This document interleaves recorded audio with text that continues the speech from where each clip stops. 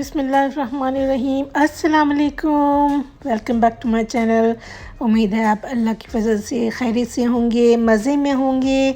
मैं भी अल्हम्दुलिल्लाह खैरियत से हूँ। आज हम जिस बारे में बात करेंगे वो ये है कि तालीम, जॉब और परमानेंट रेजिडेंट के लिए कौन सा मुल्क बेहतर है, अमेरिका या कनाडा। आज मैं आपके साथ दो सवाल शेयर करती हूँ जो अक्सर लोगों के जहनों में होते हैं और मैं समझती हूँ कि ये बहुत इम्पॉर्टेंट सवालात हैं, तो सोचा आपके साथ भी शेयर कर दूं। पहला सवाल ये कि कनाडा या अमेरिका में कौन सा मुल्क बेहतर है अगर हम स्टडी करना चाहते हैं, जॉब करना चाहते हैं और परमानेंट रेजिडेंसी के लिए कौन सा मुल्क ज़्यादा बेहतर है। दूसरा ये कि लोगों के जहनों में अक्सर सवाल होता है कि बच्चे की इमिग्रेशन हो गई है कनाडा की और वो मुझे साथ ले जाना चाहता है, मैं एंथुजियास्टिक नहीं हूँ, तो क्या किया जाए जबकि हमारी रूट्स भी यहीं हैं, यहाँ रिश्तेदार हैं, दोस्त अहबाब हैं, हमें यहीं अच्छा लगता है। तो चलें चलते हैं, इन सवालों के जवाबात आपके साथ मैं शेयर करती हूँ। ये जवाबात मेरी पर्सनल राय हैं, मेरी ऑब्जर्वेशन और मेरी रिसर्च की बेस पर। आप इससे इख्तलाफ भी कर सकते हैं। मैं कनाडा में रहती हूँ तो मुझे तो ये अच्छा लगता ही है।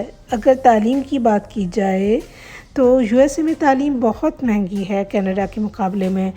वहाँ अगर आप अपनी तालीम मुकम्मल करते हैं तो वो आपका प्रोग्राम मुकम्मल हो जाता है, डिग्री मुकम्मल हो जाती है, तो आपको कहते हैं कि मुबारक हो आपको आपकी डिग्री, अब आप 60 डेज़ के अंदर मुल्क छोड़ दें। इसका मतलब है ना आपको वहाँ कोई जॉब मिलती है, ना कोई स्टे के चांसेस हैं। इसके बरक्स अगर आप कनाडा में 2 साल का कोई भी प्रोग्राम मुकम्मल कर लेते हैं तो आपको डिग्री प्रोग्राम में एडमिशन मिल जाता है जो कि 2 से 3 साल का होता है। उसके बाद आप वर्क परमिट के लिए अप्लाई करते हैं जो कि 3 साल का वर्क परमिट होता है और पोस्ट ग्रेजुएट वर्क परमिट कहलाता है। उसके बाद आप जॉब करते हैं, 1 से 2 साल का एक जॉब एक्सपीरियंस चाहिए होता है, जिसके बाद आप उस एक्सपीरियंस को यूज़ करते हुए पीआर कार्ड के लिए अप्लाई कर सकते हैं। तो इस तरह से आप पीआर कार्ड के बाद यहाँ की सिटीज़नशिप हासिल कर सकते हैं।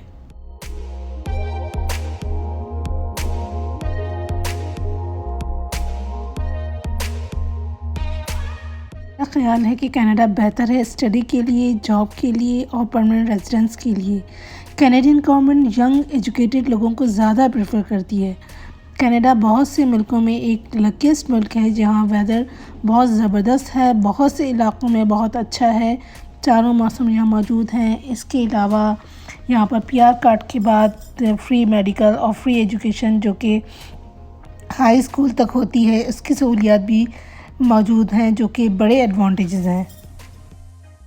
दूसरा सवाल जो जहन में आता है वो ये है कि बच्चों की इमिग्रेशन के बाद बच्चों की ये ख्वाहिश होती है कि वो बुज़ुर्ग वालिदैन को यहाँ लेकर आ जाएं विज़िट वीज़े पर या सुपर वीज़े पर, लेकिन अक्सर वालिदैन जिन्होंने सारी ज़िंदगी अपनी मुल्क में गुजारी होती है, वहाँ उनकी रूट्स होती हैं, दोस्त अहबाब होते हैं, वो इतना विलिंग नहीं होते, इतने एंथुसियास्टिक नहीं होते कनाडा आने के लिए।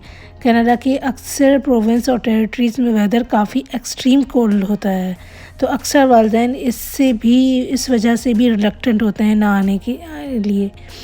अगर आप ऐसे प्रोविंस में हैं जहाँ मौसम इतना ठंडा नहीं होता है तो एक पॉजिटिव पॉइंट है अपने वालिदैन को यहाँ लाने के लिए, लेकिन अगर ऐसा नहीं है और वालिदैन इंटरेस्टेड नहीं है तो उनको वहीं रहना बेहतर है। आज मैं आपके साथ कैनेडियन इमिग्रेशन की एक न्यूज़ भी शेयर करती चलूँगी जो कि एक्सप्रेस एंट्री के बारे में है। जैसा कि आपको मालूम है कि कोविड-19 की वजह से बहुत से सिस्टम मुतासर हुए, इसमें कैनेडियन इमिग्रेशन भी शामिल है। कोविड से पहले आपकी एप्लीकेशन 6 महीने के अंदर अंदर प्रोसेस हो जाया करती थी। कोविड-19 के दौरान एक्सप्रेस एंट्री प्रोग्राम तो चलता रहा, लेकिन इसमें सिर्फ़ और सिर्फ उन लोगों को फ़ायदा हुआ जो Canadian class express, visitor visa, work permit, वो लोग जो स्टूडेंट थे या वो लोग जो ऑलरेडी कनाडा में मौजूद थे, लेकिन वो एक्सप्रेस एंट्री के कैंडिडेट जो कनाडा से बाहर थे और फेडरल स्किल वर्कर प्रोग्राम के लिए अप्लाई कर रहे थे, उन्हें काफ़ी इंतज़ार करना पड़ा। गुड न्यूज़ ये रही कि कैनेडियन गवर्नमेंट ने कोविड के बाद डिसाइड किया कि इस स्केड्यूल को दोबारा से अपनाया जाएगा जो कि कोविड से पहले था। यानी आपकी एप्लीकेशन 6 महीने के अंदर अंदर निपटा दी जाएगी, जो कि एक अच्छी बात रही और ये जुलाई में शुरू हुआ। अगर आपने स्किल वर्कर प्रोग्राम के लिए अप्लाई किया है तो अब अपने प्रोफाइल को अपडेट करें।